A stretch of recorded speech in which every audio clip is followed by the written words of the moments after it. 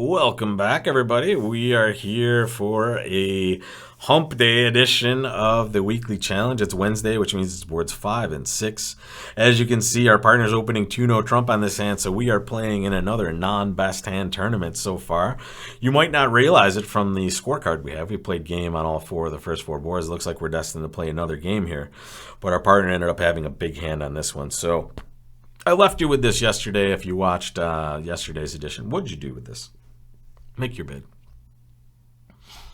There's only one bid. You don't have slam, folks. There's no reason to ever mention diamonds, right? So the reasons you mention the minor suits over no trump opening bids are two reasons. You either want to sign off in a minor, that's usually only over 1 no trump, or you want to play slam in a minor, right? The times where you have game and that's it, you play the best game, which is 3 no trump, almost always. And here we're just going to kick it in, and we're going to know we're providing a really sound dummy for our partner. Ooh, take a look, folks. Make some plans. I'm going to hit you with some truth in a second. Interesting hand. So here, there's no calculation necessarily to do right away because the opponents didn't do anything, right? What we can know is the number of points we had together, which is 28. So it means that each opponent has an average of 6 points, right?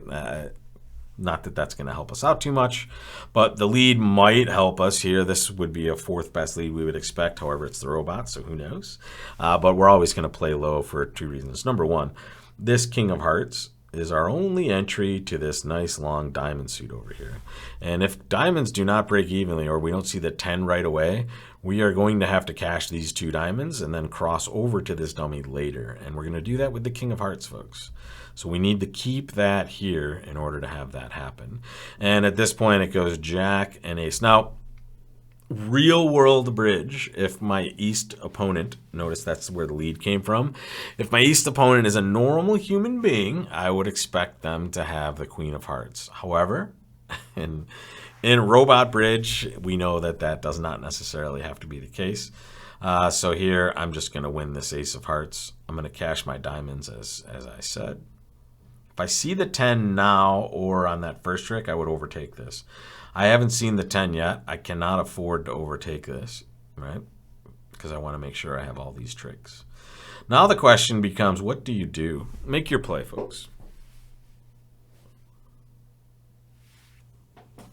This is an interesting one. I expect my opponents to lead hearts at some point, right? That was the suit they broke to begin with. Do I need to lead hearts right now to get to dummy? No. Am I in danger of losing this whole contract at any point from this point? Not yet. Right? So here, honestly, I would just lead a low club. You could also play like the 10 of spades or something, hoping they hop up with an honor and in the wrong spot. But here, the robots don't usually do that. Here, what I get to do is beautiful, man. Now we get the payoff now. All right, what we get to do is we get to put the opponent on lead, and they haven't revealed much. They've taken the 10 of clubs, but they have now provided us another heart stopper, right? By putting them on lead and understanding that if we break heart, we know we have to use that heart for an entry, but the opponent doesn't know that, right? And also, the opponent doesn't know where the 10 of hearts is, right? So at this point, although they should, their partner did play the jack.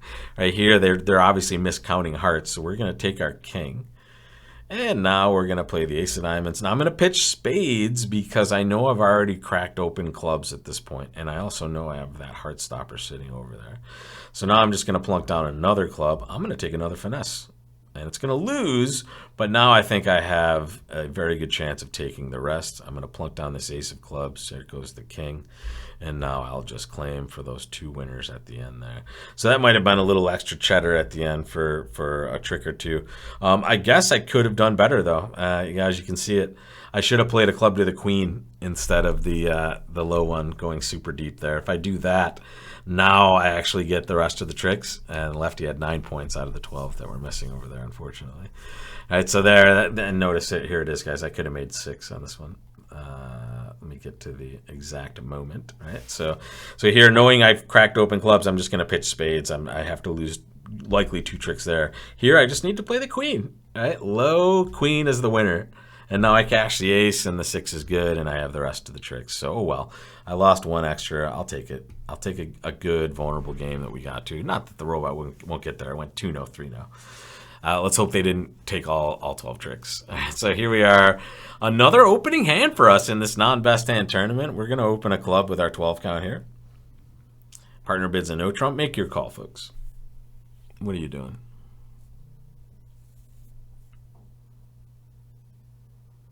Yeah, you're passing, folks. You're passing. Partner has 6 to 10 balanced, no 4-card major. You have 12. You're super happy to be playing 1 no trump, and you are going to pass. But before you do that, I just want to remind you guys, the complete guides are up on bridgelesson.com. There are 2 so far. There's a 3rd one coming. They are amazing, comprehensive lessons on topics that you need to be successful at the bridge table. The 2 I've completed so far are slam bidding and doubles. 2 really popular topics, but also really great information in both of these lessons and tons of practice with these topics. So jump in and see what these are all about. These are amazing lessons. And unfortunately, we're not doing any slam bidding or doubling on this hand. We are just sitting back and testing our card play in 1 no trump. All right, notice this is the same situation as last time. East is leading, and that is the declare over there, right? So we're choosing what to do from this hand first. Take a moment, do your analysis, and tell me what you're going to play from this hand. So this is a hand you expect to have trouble in a no trump with, to be honest, right? You're 12 opposite 10. Or excuse me, sorry, 12 opposite 8, right? So you have the same number of points as your opponents do. Right, so here this is going to be a struggle for sure.